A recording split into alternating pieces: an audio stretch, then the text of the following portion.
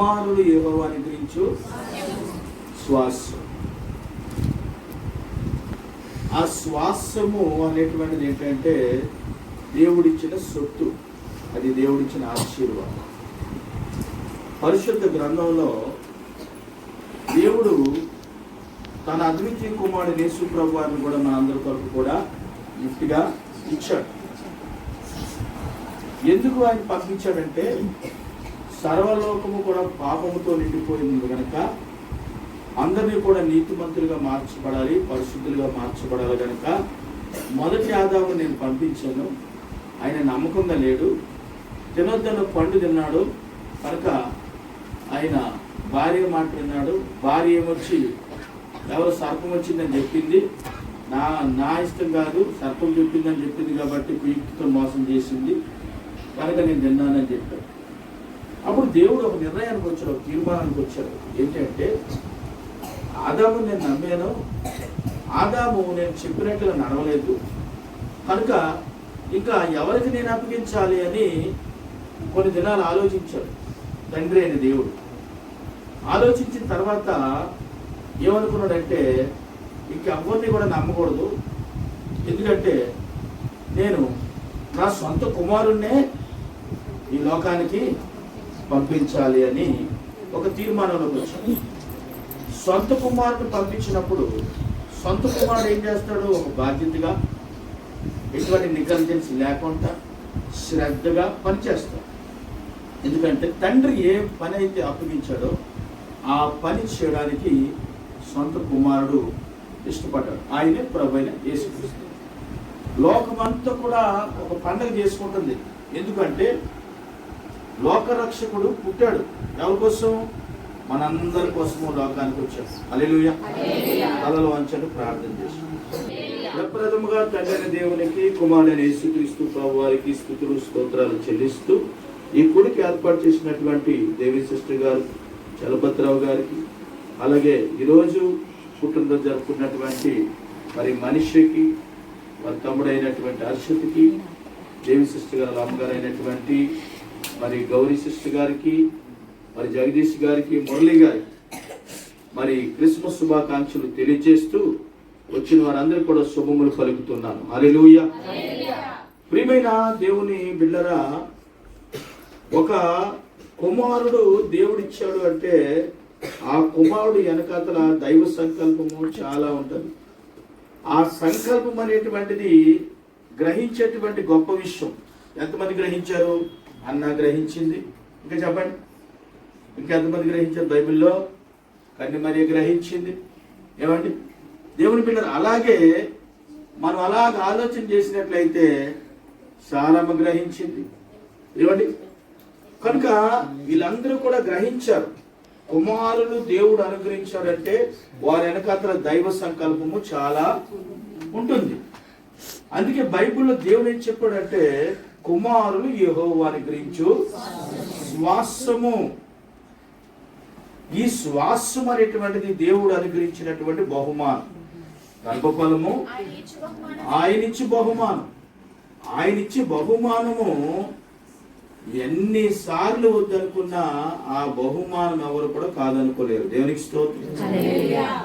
ఈ భూమి మీద అనేకమైన బహుమానాలు ఉన్నాయండి, కానీ అన్ని బహుమానాల కన్నా దేవుడిచ్చే బహుమానము, కుమారుడు అనే బహుమానం చాలా గొప్పది. ఈ బహుమానంలో ఏంటి అంటే అన్న ప్రార్థన చేసింది, చక్కని బహుమానం ఇవ్వడానికి ఇష్టపడ్డాడు. ఏమంటే చూడండి ఎంత మంచి బహుమానం ఇచ్చాడు. మొదటి సామెల గ్రంథము 2వ అధ్యాయము 26వ వచనంలో చూసినట్లయితే బాలుడగు సమూయేలు ఇంకను ఎదుగుచు యెహోవా దయందును మనుషుల దయందును వర్ధిల్లుచు ఉండెను. హల్లెలూయా.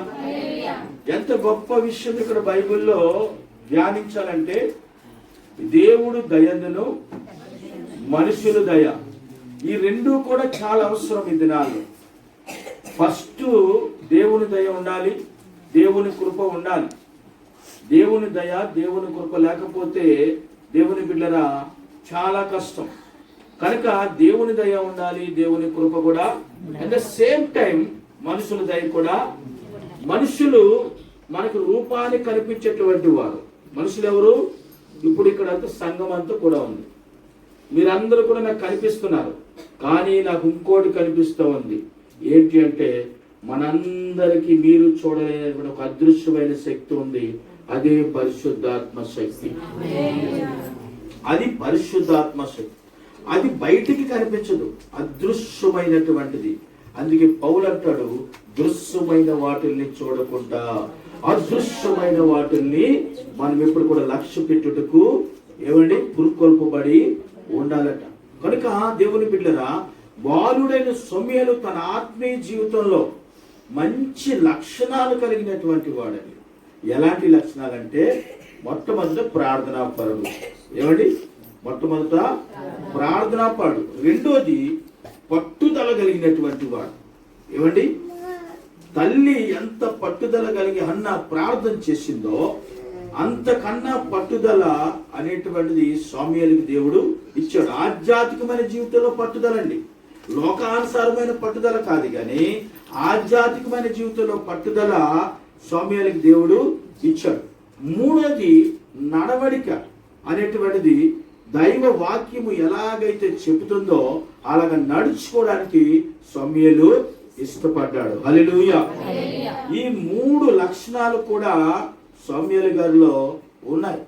కనుక బాలుడైన సమూయేలు దేవుని దయందును మనుషుల దయందును కూడా వర్ధిల్లుచు ఉన్నాడు అని బైబిల్ గ్రంథంలో మనం చూస్తూ ఉన్నాం. దేవుని బిడ్డరా, ఒక కుటుంబం వర్ధిల్లాలన్నా, పుట్టినటువంటి బిడ్డ వర్ధిల్లాలన్నా, లేకపోతే చేస్తున్నటువంటి ప్రతి పని కూడా వర్ధిల్లాలన్నా, మొట్టమొదటిగా దేవుని కార్యములు మనం చూడగలగాలి. దేవునికి స్తోత్రం. దేవుని కార్యములు మనము చూడగలగాలి. దేవుని కార్యములు ఎప్పుడు కూడా మన జీవితంలో జరగాలి అని మనం ఎప్పుడు కూడా ఆశపడన్నా, దేవుడు తప్పక కార్యములు చేస్తాడు. ఆయన 126వ కీర్తన 3వ వచనం ప్రకారంగా, యెహోవా మన కొరకు గొప్ప కార్యములు చేసి ఉన్నాడు. హల్లెలూయా. చూసారా దేవుని బిడ్డరా, ఇక్కడ మోషే సాత్వికుడు. ఏమండి? మోషేకి ఏంటంట? సాత్వికుడు. ఈయన కూడా కుమారుడే. ఏమండి? ఈయన ఇల్లంతటిలోనూ కూడా నమ్మకమైన వాడని ఒక మంచి బిరుదు పొందాడండి. ఏం పొందాడండి? నా ఇల్లంతటిలోని కూడా నమ్మకమైన. చూసారా దేవుడండి చాలా గొప్పగా అద్భుతమైన రీతిగా నా ఇల్లంతటిలో నమ్మకమైన వాడు అని. దేవుని బిడ్డరా, దేవుడు మోషేని పొగిడాడండి. ఇక్కడ దేవుడు ఒక మంచి బిరుదు ఇచ్చాడు. ఎందుకంటే తనకి కావలసినటువంటి ఆధ్యాత్మికమైన జీవితంలో ఏమైతే దేవుని యొక్క ఎడబాటు కలిగి క్షమాపణ బుద్ధి పొందుకొని మరలా దేవుని చెప్పిన మాటకి లోబడి దేవుని యొక్క విశ్వాసము కలిగి దేవుని ప్రియమైన బిడ్డల ఏదైతే ప్రభు చెప్పాడో ఆ పని చేసి ఇజ్రాయేలు ప్రజల్ని అరణ్యములోనికి తోలుకొని వస్తున్నప్పుడు మోషే నోటి నిండా నవ్వు కలిగి ఉన్నాడు. హల్లెలూయా. జల్లి సంతోషం అండి. ఎంత ఆనందమో తెలుసా దేవుని బిడ్డరా. ఈరోజు గమనించండి, దేవుడు కార్యం వెంబడ కార్యము జరుగునుగాక. దేవునికి స్తోత్రం. అలాంటి కార్యాలు జరిగినప్పుడు మనకి తెలియకుండానే మనం నవ్వుతూ ఉంటాం. ఆ నవ్వు అనేటువంటిది ఎవరికి కనిపిస్తుంటుంది అంటే, చూసినటువంటి వారు ఆ ముసి నవ్వులు చూస్తూ ఉంటారు. దేవుని స్తోత్రం చెప్పండి. హల్లెలూయా. కనుక దేవుని ప్రియమైన బిడ్డలారా, మోషే నవ్వు చూసి ప్రజలందరూ కూడా మోషే ఇంత సంతోషంగా ఉన్నాడు. ఎందుకు సంతోషంగా ఉన్నాడంటే, ఆయన నాయకత్వంలో ఇంతమంది ప్రజలను నడిపించడానికి దేవుడు చేసిన అద్భుతాన్ని బట్టి, ఆశ్చర్యకార్యమును బట్టి, ఆ నమ్మకత్వాన్ని బట్టి దేవునికి, దేవా నువ్వు ఎంత గొప్ప కార్యాలు చేసావయ్యా. చూసారా, అడ్డులన్నీ దేవుడు తొలగించాడు. ఆమేన్. ఇజ్రాయెల్ ప్రజలు ఎర్ర సముద్రం చూశారు, కానీ దేవుడు దాన్ని 2 పాయలుగా చేశాడు. మనము బాధను చూస్తాం, దేవుడు దాని నుంచి తప్పిస్తాడు. ఎక్కడుందన్నమాట 91 కీర్తనలో ఆయన అంటాడు, చాలా చక్కని మన 14 వచ్చిన చదవండి. అతడు నన్ను ప్రేమించుచున్నాడు కనుక నేను అతన్ని తప్పించెదను. హల్లెలూయా. అతడు నన్ను ప్రేమించుచున్నాడు కనుక నేను అతన్ని. కొంతమంది దేవుని మీదకు ఉన్నటువంటి ప్రేమ బయటికి కనిపించదు. కానీ దేవుడు అంటే చాలా రెస్పాన్సిబిలిటీ, విశ్వాసము. నా దేవుడు తప్పక నన్ను నిలబెడతాడు, నన్ను ఆశీర్వదిస్తాడని చాలా గొప్పగా లోపల ఉన్నటువంటి విశ్వాసము బయటికి కనపడదు. కనుక దేవుని బిడ్డ, అందుకే యేసు ప్రభు వారు తోమాతో ఒక మాట చెప్పారు. ఏమని చెప్పారంటే, తోమా, నువ్వు అవిశ్వాసిగా కాక విశ్వాసిగా ఉండు. హల్లెలూయా. ఎంత చక్కని మాట చెప్పగలిగారు దేవుని ప్రియమైన బిడ్డరా. గమనించండి, ఆయన చెప్పినటువంటి ఆ మాటను బట్టి తోమా యేసయ్య పాదాల మీద పడి, అయ్యా, ఈ రోజు నుంచి నేను ఒక పిల్లర్లాగా ఉంటానయ్యా. అయ్యా, నేను నీకు లోబడిపోలేను ప్రభువా. ఎంతవరకు నేను ఏదో అనుకున్నాను ప్రభు, అపోహపడ్డాను కానీ ప్రభువా, నాయనా నువ్వేది చెప్తే అది చేస్తానన్నాడు. దేవునికి స్తోత్రం. ఈ తోమ ఒక మామూలు మనిషి అనుకున్నారు, అందరూ కూడా అవిశ్వాసం అనుకున్నారు. కానీ మన యొక్క దేవుని బిడ్డరా కేరళ దేశానికి వెళ్ళి అక్కడ సువార్తను ప్రకటించి అనేక మంది ప్రజలను ప్రభు వైపు తిప్పగలిగాడు. దేవునికి స్తోత్రం. మొట్టమొదటిగా మన దేశానికి సువార్త తెచ్చినటువంటి వ్యక్తి ఎవరంటే తోమ. ఆయన కూడా ఒక కుమారుడు, ఒక తల్లి కన్న బిడ్డ. కనుక దేవుని బిడ్డలు చూడండి, దేవుడు దినదిన ప్రవర్తమాన రీతిగా ఒక్కొక్క ఆయన ఉన్నాడు. ఎవరైనంటే బైబిల్ గ్రంథంలో నీల్ ఆర్మ్స్ట్రాంగ్. ఈయన 1930 సంవత్సరంలో దేవుని ప్రియమైన బిడ్డరా జన్మించాడు. 69లో చంద్రమండలం మీద కాలు మోపాడు. ఈయన ఎంత పట్టుదల కలిగిన వాడంటే, చాలా భక్తిపరుడు, విశ్వాసములో తనకు అనుకున్నటువంటి విధానాన్ని సాధించుకునేటువంటి వాడు. అలాగే దేవుని ప్రియమైన బిడ్డరా, ఎంత సేమ్ టైం ఆయనకున్నటువంటిది ఏంటంటే, చంద్రమండలముకు అప్పటి వరకు కూడా ఎవరు వెళ్ళలేదండి. 1969 వరకు కూడా చంద్రమండలం మీద కాలు మోపినటువంటి వారు ఎవరు కూడా లేరు. కానీ నీలాన్ని స్ట్రాంగ్ దేవుడు అలాగే ఆశీర్వదించి ఆయనకున్న భక్తి జీవితాన్ని చూసి దేవుడు ఈ భూమి మీద కాదు, ఆయన చంద్రమండలానికి తీసుకెళ్లి అడుగు పెట్టించి అక్కడ మన జెండా పాతడానికి సహాయం చేశాడు. దేవునికి స్తోత్రం. ఆయనలో ఎంత పట్టుదలను చూసారా. తను కూడా ఎవరంటే ఒక తల్లి కలిగిన బిడ్డ. దేవుని బిడ్డరా గమనించండి, వీళ్ళందరూ కూడా దేవుడిచ్చిన శ్వాసం, దేవుడిచ్చిన అనుగ్రహం. దేవుడి పిల్లల్ని దేవుడిస్తాడు, పుస్తకాలని దేవుడిస్తాడు. ఆయన కబోర్డ్లో పెడితే నువ్వు పాస్ అవ్వు, వాటిని ఏం చేయాలి, చదవాలి. బైబిల్ దేవుడిస్తాడు, ఆయన నీతో మాట్లాడాలనుకుంటాడు.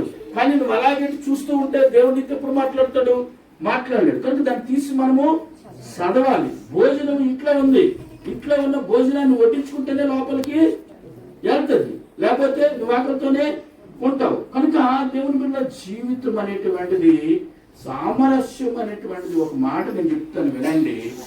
మన జీవితంలో ఎప్పుడైతే ప్రభువును ముందుకు పెడతామో, at the same time Kingdom అన్నమాట. దేవునికి స్తోత్రం. ఆయన రాజులకు రాజు, ప్రభువులకి ప్రభు. అలాంటి గొప్ప దేవుడు ఈరోజు దేవుని బిడ్డరా ఇంతమంది భక్తులను ఆశీర్వదించిన దేవుడు, ఎంతమందిని దీవించిన దేవుడు అండి. ఏమండి, అలాంటిది నిన్ను విడిచిపెడతాడా? నిన్ను విడిచిపెట్టడు. ప్రభు చాలా గొప్పవాడు. మనలో విశ్వాసం అనేటువంటిది ఆవగింజంత ఉంటే చాలు. ఆమె చెప్పండి. అష్టం గారు అంటారు కదా, ఆవగింజంత ఉంటే చాలట విశ్వాసం. ఇప్పుడు వాకింగ్ చెప్పినాడు, ఆ మాట ఖచ్చితంగా ప్రజెంట్ చేస్తారు. ఎక్కడ చెప్పినా ఆవగింజంత విశ్వాసం ఉంటే అది కొండంత కార్యము చేస్తుంది. ఆమె మనం ప్రార్థించకపోయినా వేసి పలకరిస్తాం, అవునా కదా? ఎందుకు? మనం అంటే ఆయనకి ఇష్టం. వెల చెల్లించి అయినా మనల్ని కొనుక్కున్నాడు. నిన్ను నన్ను కూడా ఊరికనే ఆయన పిలవలేదు. ప్రభు సంకల్పం ఏదో ఉంది, ప్రభు ప్రణాళిక ఏదో ఉంది. దేవుని బిడ్డ చూసే వాళ్ళకి మనము భక్తి పరులు నిరూపించుకోవాల్సిన పని లేదండి. మన విశ్వాసం మనదే కదండి. మన ముందుకు సాగేటప్పుడు దేవుడు మన ముందు వెనుక కూడా ఆవరిస్తాడు. ఆమె చెప్పండి. 139వ కీర్తన 4వ వచనం చదవండి ఒకసారి. నా నాలుకకు రాకమునిపే అది నీకు పూర్తిగా తెలిసి ఉన్నది. దేవునికి స్తోత్రం. చూసారా, నీ మనసులో ఏముందో దేవునికి తెలిసిపోయింది. ఆమె చెప్పండి. హల్లెలూయా. నీ మనసులో ఏముందో ఎవరికి తెలియదు, కానీ నాలుగుకి మాట రాకమునిపే అది నీకు పూర్తిగా. ఎంత గొప్ప దేవుడు అండి మన దేవుడు. మన కోసం అమ్మకైనా తెలియదు, నాన్నకైనా తెలియదు అనండి. ఎంత గొప్ప మాట అండి ఇక్కడ. నాలుగుకు మాట రాకమునిపే అయ్యా నా అవసరం ఇది ప్రభువా అని చెప్పకముందే దేవుడు నీ కోసము నీకేం కావాలో ఆయనకి తెలిసింది. హల్లెలూయా. నీకేమి కావాలో దేవుడు తెలుసుకుని ఉన్నాడు కనుక దేవుని ప్రియమైన బిడ్డలు చూడండి, సామెతల గ్రంథము 3వ అధ్యాయము 1వ వచనాన్ని చదువు.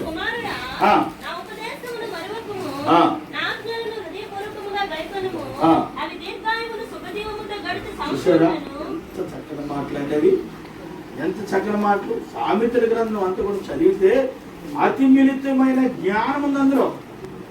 సామెతల గ్రంథము పిల్లలు ఖచ్చితంగా రీడ్ చేయాలండి, ఖచ్చితంగా చదవాలి.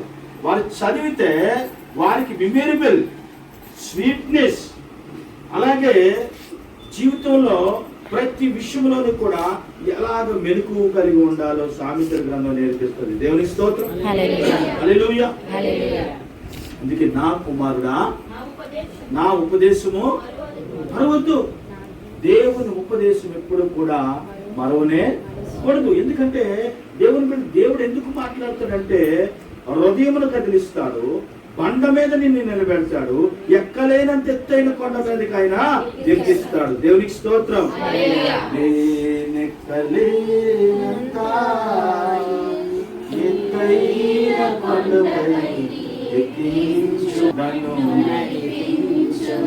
దావీదు మహారాజు ఒక తల్లికి బిడ్డ, కానీ ఆయన ఏమన్నా తెలుసా, చూస్తూ బెత్లెహేము నుంచి, బెత్లెహేము కిందనుంది, యెరూషలేము ఎత్తులో ఉంది. ఈ బెత్లెహేము నుంచి చూస్తున్న దావీదు మహారాజు యెరూషలేము తరపు చూస్తూ ప్రార్థన చేసుకుంటూ అంటున్నాడు, ప్రభువా నేను అంత ఎత్తుకి ఎదగలనా? అది నా వల్ల అవుతుందా? అసలు నాలో అంత ఉందా ప్రభువా అని అనుకుంటూ మళ్ళీ అన్నాడు, ప్రభువా నేనైతే ఎక్కలేను, కానీ నువ్వైతే నన్ను ఎక్కించగలవు. ఆమేన్. హల్లెలూయా. మనమైతే ఏమీ చేయలేము, కానీ మన యేసు మనలో ఉంటే సమస్తములు కూడా సాధ్యమే. హల్లెలూయా. సాధ్యమే, అన్ని సాధ్యమే నా యేసు తోడయుండగా. సాధ్యమే, అన్ని సాధ్యమే నా యేసు తోడయుండగా. నా యేసు తోడయుండగా. అన్నాడు, నా కుమారుడా నా ఉపదేశము మరవద్దు. ప్రియులారా, ఈ మాటలు అనేటువంటివి మనకి ఎక్కడ పడుతుంది దొరకవండి. ప్రభు ఇచ్చినటువంటి సందేశము అనేటువంటిది మనం ఆలకించినప్పుడు ఆ ఉపదేశాన్ని మరొకరు ఎవరంటున్నారు, తండ్రి తన కుమారుడితో సంభాషణ చేస్తున్నాడు. In the same time Chalapathirao గారు మనిషితో నువ్వు ఇలాగ ఉండాలి, ఇలాగ ఉంటేనే నీ లైఫ్ బాగుంటుంది. మా నాన్న నా చిన్నతనంలో నేను అలాగున్నప్పుడు ఒక మాట చెప్పి వాడు దగ్గరికి తీసుకొని, రాయ్ నువ్వు దగ్గర వాళ్ళు ఎప్పుడు నమ్మకం. నాకు అర్థమై కాదు, మా నాన్న ఎలా చెప్తున్నాడు అనుకుంటామండి అని. నేను మామూలుగా ఉంటాను రా, కానీ నువ్వు మాత్రం ఎవరిని నమ్మకూడదు. నీ కష్టార్జితమే నిన్ను ఎప్పుడు కూడా ఒక స్థితిలోనికి తీసుకుని వస్తుంది. అది మాత్రమే నువ్వు నమ్ము. ఎవరి మాటలు అవి? నా తండ్రి మాటలు. హల్లెలూయా. ఎవరి మాటలు తెలిసింది అవి? తండ్రి మాటలండి. తండ్రి అంటే సన్ ఆఫ్ గాడ్. దేవుడు తన పిల్లల నిమిత్తము మాట్లాడిన మాటలు, తండ్రి తన కుమారుడి నిమిత్తము చెప్పినటువంటి అదే సామెతల గ్రంథము 1వ అధ్యాయం 8వ వచనం చూసినట్లయితే, నా కుమారుడా నీ తండ్రి ఉపదేశాన్ని ఆలకించు, నీ తల్లి చెప్పే బోధను. ఇక్కడ గమనించినట్లయితే మీరు తల్లి తండ్రులు కూడా చాలా చక్కగా పొందుపరిచారు ఇక్కడ వాక్యములు. ఎందుకంటే తల్లి తండ్రి కూడా ఒకరు. తండ్రి కుమారుణ్ణి ఒక ఫైన్ గా, ఒక చక్కగా, ఒక ఉన్నతమైన స్థితిలో, ఒక స్టైలిష్ గా ఉండాలి, తల ఎత్తుకుని తిరగాలని తండ్రి ఆశపడతాడు. తల్లి తన కుమారుడికి ఏమైతే వాత్సల్యత, ఒక ప్రేమ, ఒక ఆదరణ, ఇవన్నీ కూడా ఇవ్వాలని తన బిడ్డను దగ్గరికి తీసుకుని ఆ బోధన ఇప్పుడు కూడా నాకండి త్రోసి వెయ్యకూడదు. హల్లెలూయా. మనకి దేవుని బిడ్డరా, అందుకే సైన్స్ చెప్తుంది ఏమంటే, పిల్లలంటే ఒత్తిడికి బాగా గురైనప్పుడు ఒక్కసారి దగ్గరికి తీసుకుని అలాగ తల మీద చేసి ఒక్క 5 నిమిషాలు ఇలాగంటే చాలట, పిల్లల్లో ఒత్తిడి అంతా కూడా బయటికి వెళ్ళిపోతుంది. దేవునికి స్తోత్రం. హల్లెలూయా. దేవుని బిడ్డరా, అలాగే తండ్రి మాట వినాలండి, తల్లి బోధన కూడా త్రోసి వేయకూడదు. ఈ రెండు కూడా ఏ పిల్లలైతే తీసుకుంటారో, ఎవరైతే వీటిని అవలంబించుకుని ముందుకు వెళతారో వారు తల్లిదండ్రులు ఒక దీవెనకరమైన బిడ్డగా ఉంటారు. దేవునికి స్తోత్రం. మన మనిషే అటువంటి దీవెనకరమైన బిడ్డగా అవుతాడండి. దేవునికి స్తోత్రం. హల్లెలూయా. ఎందుకంటే మనకి కొంతమంది పిల్లల విషయాలండి స్కానింగ్ చేస్తూ ఉంటారు, వాళ్ళు నడవడిక చూస్తూ ఉంటారు. నేను వాళ్ళు సండే స్కూల్ జరిగినప్పుడు కూడా వాళ్ళు తాలూకా బిహేవియర్ చూస్తూ ఉంటారు. పాస్టమ్ చెప్తుంది, ఇది చూడు ఇలాగ అవుతాడు, ఇలా ఇది చూడు ఇలాగ అవుతుంది, ఇలాగా అని చెప్పినప్పుడు పాస్టమ్ గారు నవ్వుకుంటారు. ఎందుకంటే మీరంటే నిజంగా జరుగుతుంది. దేవునికి స్తోత్రం. హల్లెలూయా. మనకి ఆ దేవుని బిడ్డరా, తల్లి తండ్రులు చెప్పినటువంటి మాటకి పిల్లలు లోబడాలి. తల్లిదండ్రుల మాట ఏది చెప్తే అది వినాలి. నేటి జనరేషన్ లో దేవుని బిడ్డరా ఏమైపోయిందంటే, పిల్లల మాటలే తల్లిదండ్రులు వింటున్నారు తప్పించి తల్లిదండ్రుల మాటలు పిల్లలు వినటం లేదు. ఎక్కడో ఏదో చూస్తే డాడీ నాకు అది కావాలంటాడు, అది ఏంటో తెలియదు. అది కావాలంటే అది తెలియని తర్వాత అది అయిపోద్ది. డాడీ నేను అది చూసాను, నాకు అదే కావాలంటాడు. ఎలాగా అవుతుందా? ఇంట్లో కేక్ కట్ చేసాం అనుకోండి, ఈ కేక్ కుదర కావాలంటే దొరుకుతుందా? అక్కడ కేక్ అక్కడదే, ఇక్కడ కేకు. హల్లెలూయా. దేవునికి స్తోత్రం. దేవుని ప్రియమైన బిడ్డరా, దేవుడు చాలా గొప్పవాడు. అందుకే దావీదు పట్టణం మీద ఎవరు పుట్టారు? అక్కడికి వచ్చారు మరోసారి. అక్కడికి దావీదు పట్టణం నేడు రక్షకుడు మీ కొరకు పుట్టి ఉన్నాడు. Hallelujah. Happy Christmas. Happy Christmas. ఇది కూడా ఒక తల్లికి కుమారుడు కదా, అవునా? ఇది కూడా ఎవరు? ప్రభు ఎవరు? కన్య మరియ పరిశుద్ధాత్మ గర్భము ధరించడం వలన ఏమండి నిష్కలంకమైన నీతిమంతులైన పరిశుద్ధుడు దేవుడికి అవతరించడానికి చక్కగా ఈ లోకానికి తండ్రి దేవుడు కుమారుణ్ణి పంపించినటువంటి దేవుడు. అందుకే యేసుప్రభువు అంటారు, తండ్రి నావన్నీ నీవి, ఇవన్నీ కూడా నావి. హల్లెలూయా. అలాగా దేవుని బిడ్డరా, భిన్నత్వంలో ఏకత్వం, ఏకత్వంలో భిన్నత్వం. బైబిల్ అంతా కూడా మనం చదివినట్లయితే తండ్రి కుమారుడు యొక్క బంధం చూసినట్లయితే ఫస్ట్ క్లాస్ గా ఉంటుంది. ఎలా ఉంటుందండి? ఆ బాండింగ్ చూసినట్లయితే చాలా గొప్ప. నన్ను ఈ భూమి మీద ఎవరైతే ఒప్పుకుంటారో వారిని పరలోకంలో నా తండ్రి ఒప్పుకుంటానని యేసు ప్రభు చెప్పాడు. ఆ సంగతులన్నీ నన్ను అడగండి, నా రాకడ కోసం నాకు తెలియదు కానీ నా తండ్రికి తెలుసు అన్నాడు. దేవునికి స్తోత్రం. అని యేసు ప్రభు చెప్పాడండి, కాలన్నప్పుడు వస్తానని. నా తండ్రికి ఏదైనా ఏం చేయాలండి? నాకు తెలీదు, మా నాన్న అడిగి చెప్పాలి, ఆమె చెప్పాలి. నాకు తెలీదు, మా అమ్మని అడిగి చెప్పాలి, ఆమె చెప్పాలి. ఇది తెలుసుకోవాలి. ఈ రోజుల్లో ఏం తెలుసుకోవాలమ్మా?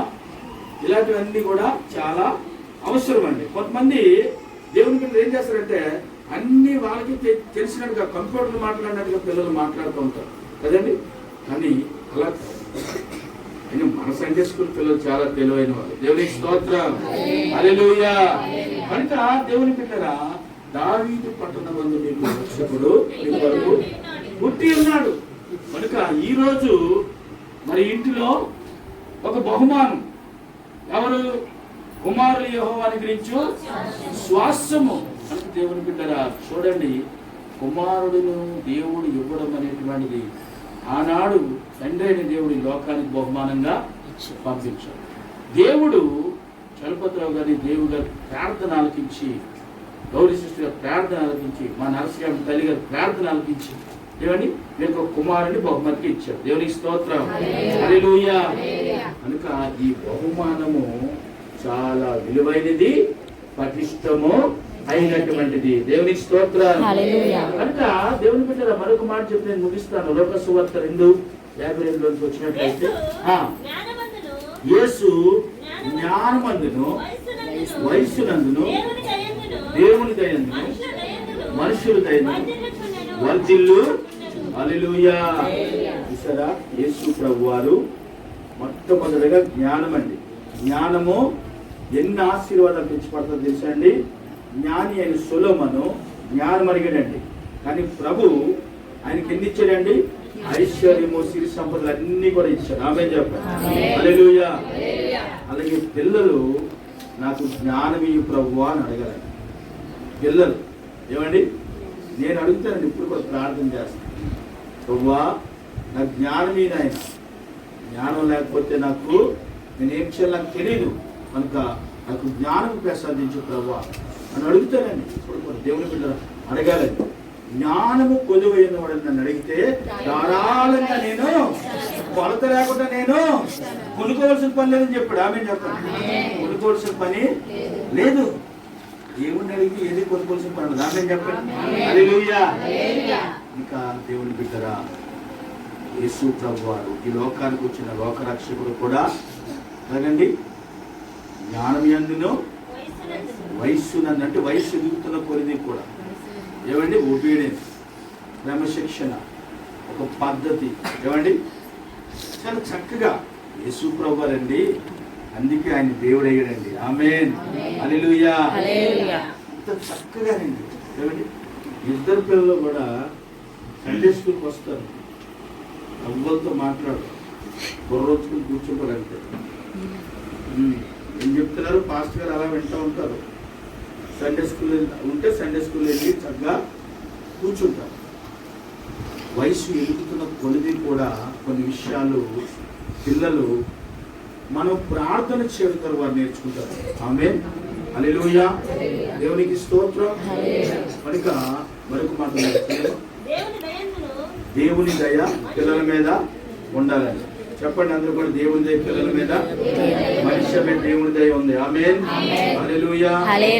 కనుక దేవుని బిడ్డరా, దేవుని దయ ప్రతి పని మీద, ప్రతి బిడ్డ మీద కూడా ఉండాలి. క్రిస్మస్ ట్రీ ఉంది చూడండి, ఎంత చక్కగా ఉందా లేదా? 25 ఇప్పుడే కనిపిస్తుందా? ఆమేన్. క్రిస్మస్ వచ్చిందా లేదా? వచ్చిందా లేదా? ఆమేన్ చెప్పండి. మీరు అందరూ వచ్చిందని చెప్పట్లేదు బాబు, ఇంకా టైం ఉంది అనుకుంటారా? ఈరోజే క్రిస్మస్. ఆమేన్. హల్లెలూయా. కనుక దేవుని బిడ్డరా, దేవుని దయ. రెండోది మనుషుల దయ కూడా ఉండాలి. ఏమండి, అందుకే దేవుని దయను మనుషుల దయను వర్ధిల్లి వారికి బంగారు భవిష్యత్తు దేవుడు ఇచ్చిన గాక. ఆమేన్. హల్లెలూయా. దేవునికి స్తోత్రం. ఇంకా ఇవన్నీ కూడా యేసు ప్రభువారు కూడా ఇవన్నీ కూడా ఏమండి అవతల దేవుని దయ, మనుషుల దయ అన్నీ కూడా ఏమండి ఏదైనా విడిచిపెట్టడా? ఏమీ కూడా విడిచిపెట్టలేదు. అందరి దయ కూడా ఉండబట్టి ప్రియులరా 30 సంవత్సరాలు చక్కగా అధిరేతులు ఉన్నారు. ఏమండి ఈ 3.5 సంవత్సరాలు కూడా ఎంతో గొప్ప పరిచయం చేసింది. ఇసుక రేణువు చాలవట, ఎక్కబెట్టి ఇసుక రేణువులు సరిపోవట. అంత గొప్ప సేవ చేసి అనేక మందిని ఆకర్షించుకుని అనేక మంది జీవితాల్లో అద్భుతాలు, ఆశ్చర్యకార్యములు కూడా ఆయన చేశాడు. హల్లెలూయా. అందుకే కుమారుడు యెహోవాని గురించి శ్వాసము గర్భఫలము యెహోవా ఇచ్చు బహుమానమే. దేవునికి స్తోత్రం. దేవుడి మాటలు దీవించగలరు అందరూ కూడా.